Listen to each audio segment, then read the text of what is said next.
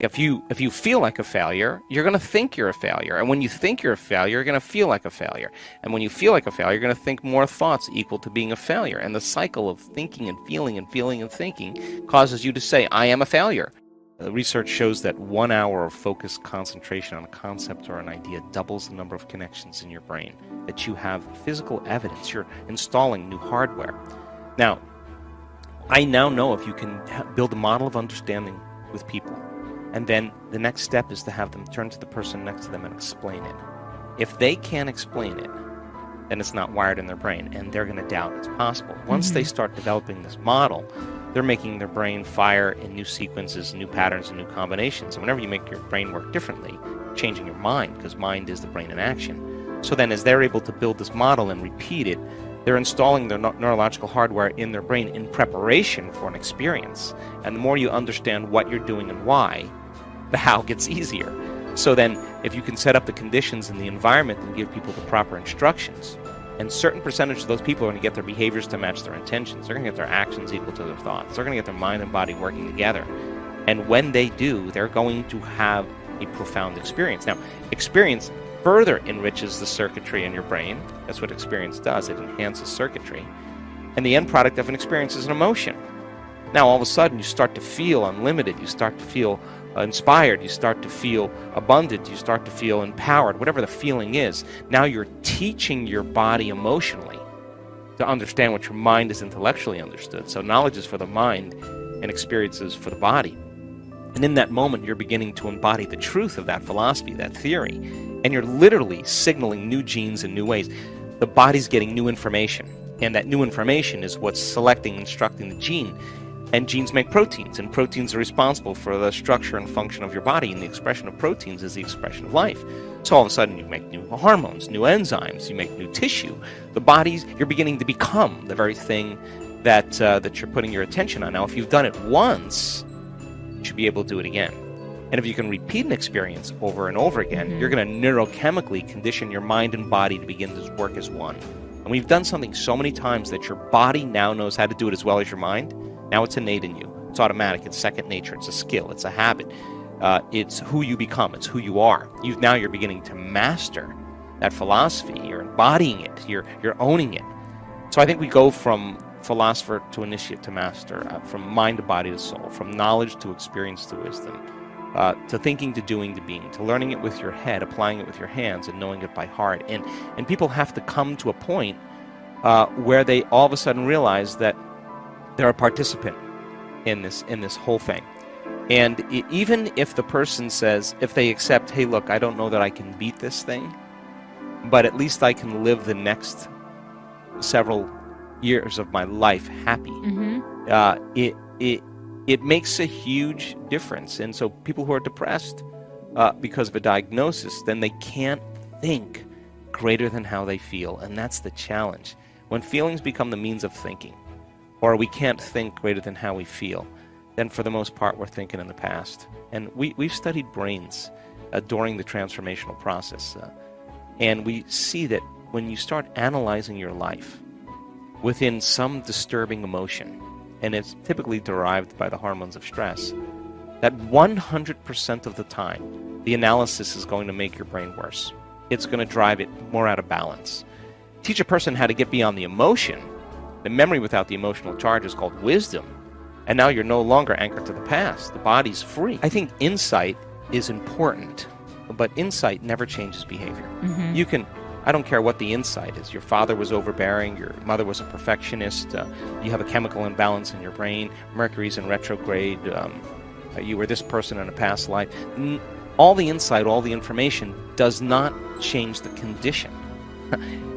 We have to get into the operating system. We have to get into those programs, those emotional reactions, those unconscious beliefs, those unconscious habits, and begin to reprogram that. And there's a way to do that, because the whole purpose of meditation is to get beyond the analytical mind. And what separates the conscious mind from the subconscious mind is the analytical mind. And the only way you're going to know how to do that, is to learn how to regulate your brainwaves and begin to slow them down. So as you begin to slow down your brainwaves, you get beyond your analytical mind, and you're entering that operating system where all those programs exist, and 95% of who we are by the time we're 35 years old. It's a set of memorized behaviors, unconscious emotional reactions, unconscious beliefs, perceptions, hardwired attitudes that function automatically like a computer program. That means that 95% of the time people are unconscious to how they're being, right? And so becoming conscious of that, overcoming, even if you just say every day I'm going to overcome my fear. Every day I'm going to overcome my depression. Every day I'm going to feel better than yesterday. That act of doing that you're informing the system. You're putting new information into your body that's causing your body maybe slowly every day to begin to change. And of course, some days are easier than others, but I have so much hope in that because I think that's innate in us. I think that's what we naturally know what to do when we're challenged to that measure. There are two very important windows that open up that allow your body and your brain to be more suggestible to information. And that is when you wake up in the morning, your brain waves go from very slow delta to theta to alpha to beta. And when you go to bed at night, you go from beta to alpha to theta to delta. So you slide up the scale when you wake up, and you slide down the scale when you go to bed at night. And most people, when they go to bed at night, they just go from beta, boom, right down the delta. They fall very quickly. But you can teach people then how to just sit and slow everything down and begin to visualize, begin to affirm, begin to change their thoughts, to begin to work with their body when they wake up in the morning, when they go to bed at night. And it seems, according to our research, that those changes can last for hours. A person feels better. They don't feel as stressed. They don't feel as imbalanced. They don't feel as incoherent. They're not worrying as much. They're not obsessing as much. They're not over-focused about something as much. Those are beautiful windows when we wake up in the morning and when we go to bed at night.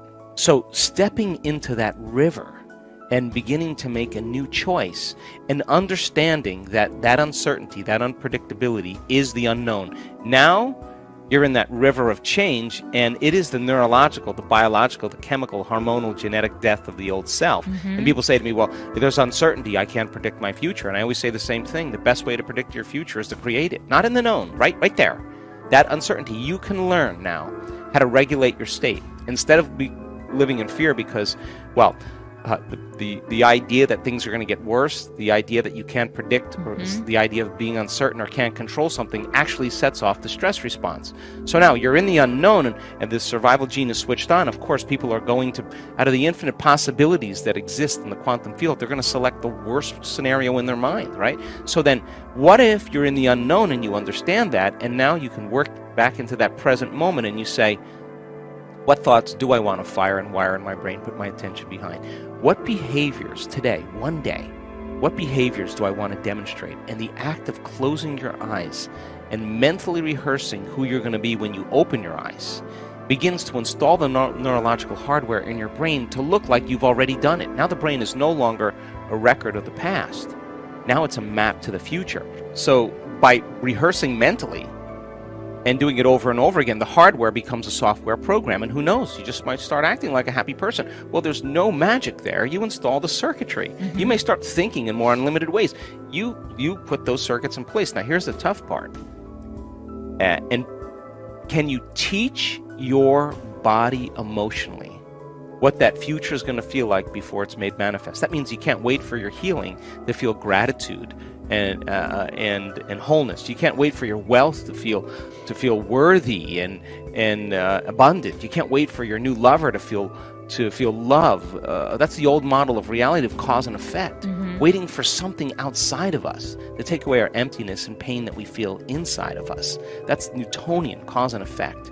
The quantum model of reality is about causing an effect. That means the moment you start feeling worthy and abundant, you're generating wealth. The moment you're in love with yourself and you're in love with life, you create an equal. Well, the moment you start feeling gratitude and wholeness, your healing actually starts to begin. So then the word meditation literally means to become familiar with. That's what that word means. So the biological model is, well, you got to become familiar with your unconscious thoughts. You got to become aware of your unconscious habits and behaviors. You got to become so familiar with your emotional state, saying, oh my God, I've been feeling guilt for the last 10 years. I didn't know it was guilt. It just felt like me. And so then as you begin to observe those states of mind and body, consciously, you're no longer the program.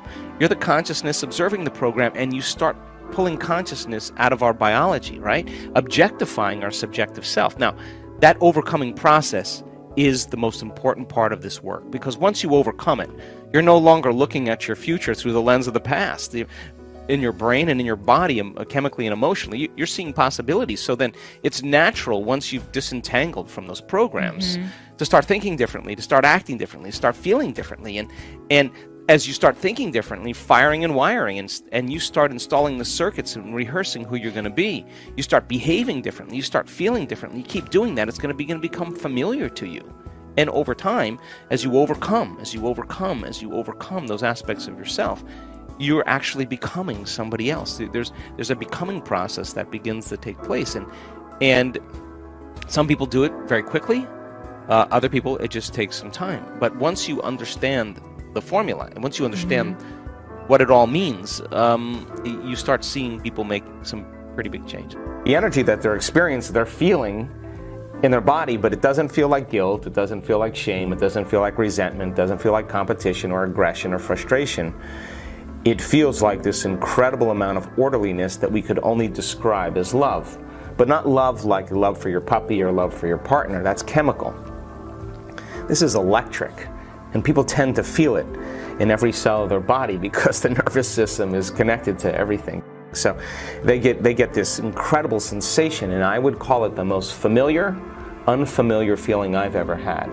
It's almost like you know that that's you, but you just forgot that that was you. And so people then, when they have that taste of that, they're less likely to be interested in many other things after that, because no drug, no drink, no meal, no sexual experience, no car, no home, no skydiving, whatever it is. Nothing's going to compare to that feeling that they experience, and they just want more of that. And then you think, well, there just can't be any more love than that until the next experience. And I always think there's just more love. And as we evolve, those people, they don't have to try in their lives to forgive.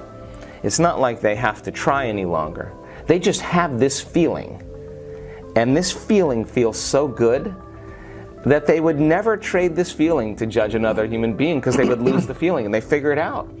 And I want that to be the new normal, because that's the beginning of unconditional love, when it's no longer an effort to try to do it, it's just something that occurs as a side effect. And imagine, this has happened to me, and it's happened to many students that we've interviewed. An inward experience, not an outer experience. An inner experience that has that amplitude of energy that arouses the brain that much, that you have this feeling in your chest. They say, many of the people say, oh, I think I'm having a heart orgasm. I don't even know how to describe this. It's like my heart is blooming. And I'm not doing anything. And they have an inner experience, and the emotion from the inner experience is lasting for weeks.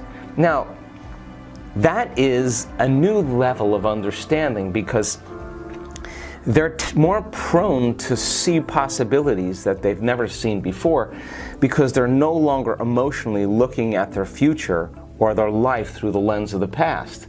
And at the same time, if experience enriches the brain and they have a profound moment, we don't see things how they are, we see things how we are. So all of a sudden now they have the circuitry in place to begin to perceive a little broader spectrum of reality. They begin to see things through another lens. They begin to observe things that they could never see before, because their brain wasn't wired to perceive it. So now we perceive 1% of reality, and all of a sudden the mystical starts to become more common in their life. I mean, the brain, we see things by pattern recognition. If we don't have the pattern in place, we'll walk right past it. So now there's patterns in place that are more abstract. There are patterns in place that are more mystical. There are patterns in place that are attuned to greater frequencies. And all of a sudden, the mystical starts becoming more common in the person's life. And if they've run into the divine, that energy, and their brain is beginning to connect to it and experiencing it, and then they have that mystical moment, they just may see the divine in every human being because their brain is now wired for it. And if they're feeling more whole, then there's less separation between two people. And you would never do anything to another person that you wouldn't do to yourself because you're feeling more oneness and wholeness. And I think that's how we begin to change the species, at least speaking from my present state of ignorance. People stop relying on their outer world and they start trusting their inner world. If you're relying on your outer world to control how you think and feel, and you say, I saw my ex-husband or my ex-wife, or I saw my boss, or I saw my bank account, and now I'm just depressed. Well, what you're really saying is some outer experience is controlling your thoughts and feelings, which makes you a victim.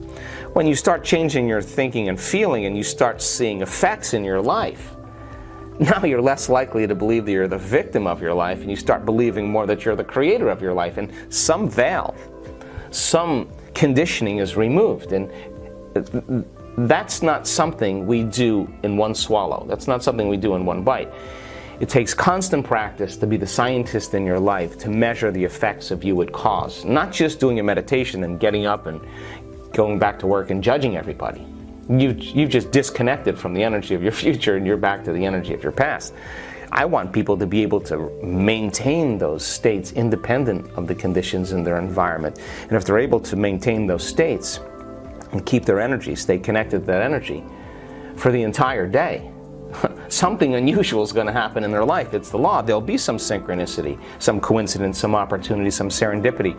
That, in the beginning you're looking around going, but nobody else is you, so they don't really see it. But you see, something's happening here. I'm getting feedback from my life. And the moment you get feedback, you start paying attention to what you're doing and you do it again. And I think that's how we begin to become more of a creator of our life and less of a victim of our lives. After looking at all those brain scans after all these years, I honestly believe we're at our absolute best when we get beyond ourselves. That's the work. Getting beyond ourselves, the programs, the emotions, the habituations, our frustrations, our impatience, our analytical mind. That's what stands in the way between us and our really profound power. So then as we begin to take that on, that's like lighting a match in a dark place. And I want people to come up against those states in our workshop. I want them because many times at home they come up against that point and they just quit. They don't believe in themselves. And if you don't believe in yourself, you don't believe in possibility. But when you do believe in possibility, you do believe in yourself. And when you do believe in yourself, you do believe in possibility. So when the person comes to the end of their emotional belief, as an example, and they sit there and they go a little further, now the will is getting greater than the program. Right. Now the body is no longer the mind, and there'll be a liberation of energy. That's a victory. Every time they start getting emotional and they settle the body back down in a meditation, that's a victory. They're mastering the moment. Every time they want to get up and do something because they think they're a busy person and there's not enough time, and they settle their body back down into the present moment, that's a victory. Every time they're putting their attention on some known future event and they become aware that they've lost the present moment, and they return back to the present moment, and they take their attention off the known, they're making room for the unknown in their life. But if they don't know what they're doing, then it just becomes a battle against the self. So as we develop the understanding, we develop the practicum, and they understand what they're doing, then it's like working out. I can do one more repetition, I can run a little further, I can stretch a little bit more, because they understand that as they stretch a little bit further, that's how plasticity works. You got to stretch a little bit further outside the box. And when people start latching on to some degree of change, they may have a period of quiescence for 2 weeks, like nothing's really happening. And they're about ready to give up, and then they just go, I'm just going to keep going. The experiment is for 3 weeks. All of a sudden, boom, they go a little further, their heart opens, they lay down after their meditation, they have a profound moment. They're less likely when they're driving to work to think about all the people that they dislike. After a moment like that, they're just overjoyed. They're no longer the same person to some measure, to some degree. And I think as they change their personality, your personality creates your personal reality. You start seeing changes in your personal reality. We become more passionate about doing it, and we understand that we're more conscious. And I think about this a lot too. We work so hard in the process of overcoming ourselves to overcome our ego. You start figuring it out. Like, why would you build it up the same day if you know you're going to have to face off with it tomorrow, right? And that's what I think. I think, God, I just worked for the last hour and a half, just get beyond myself. Why would I want to do the same thing or be the same person after I just overcame? I mean, so you start figuring it out. So now you're more conscious in your life and less likely to go unconscious. Now, what's the relevance of that? If you're more conscious in your life, well, the problems that we've created in our life were created from some level of consciousness or unconsciousness. So then in order to resolve the problems in your life, you got to go to a greater level of consciousness. Just becoming conscious of the way you think, the way you act, and the way you feel. You're at a greater level of awareness. You're at a greater energy. You may not be that other person yet, but now you know, and you're less likely to let that thought slip by your awareness unchecked during the day because you faced off with it for the last 2 hours. Now, some people would say, well, that's going to take too long. Well, really? Tell me the alternative. I mean, because if you haven't taken care of that circuit, it's going to be there tomorrow. If you haven't taken care of your emotional reactions to the people in your life, that disease is going to come back, or that health problem, or that pain, or that imbalance is going to come back because you're back in the past. So when people start to figure this out, they're just saying, man, it was that emotion that signaled the gene. Now that I understand that, okay, now I just got to be aware of what those feelings feel like in my body. What does it feel like? And they start figuring it out, and they start saying, ooh, I start feeling it's coming up. And they don't just let it turn in like they surrender to fear. They'll take a moment, they'll settle down and regulate their body, and they'll surrender to love. And that's the alternative. And when they do that enough times, everybody starts noticing they're more loving in their life, and they like the way they feel. And they go, well, I'd rather have this than that. So trading guilt or fear for love and freedom is a challenge, because people don't believe that they can get there because they're so anchored. But you push enough people, and it starts happening, and people start breaking through. It becomes very infectious. I watch it all the time.